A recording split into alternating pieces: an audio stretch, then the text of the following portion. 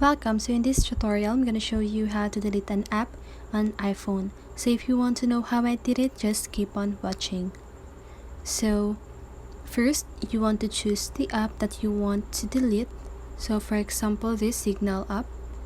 So what I want you to do is just go ahead and long press on that app. And then you can do this by clicking this minus sign at the upper left side of the app, or you can also just go ahead and long press and click on remove app. So you can choose or do either of the two, because here when you click on the remove app, you can choose delete app or remove from home screen.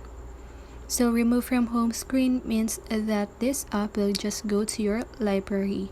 Okay, so just go ahead and click on delete app, and if you are sure about that, just go ahead and click on delete and just wait, and there you have it. As you can see, that app is now deleted. So that is how you do it. I hope this video helped you, and if it did, make sure to like, subscribe, and hit the bell notification so you won't miss a video. See you on the next one, and have a great day.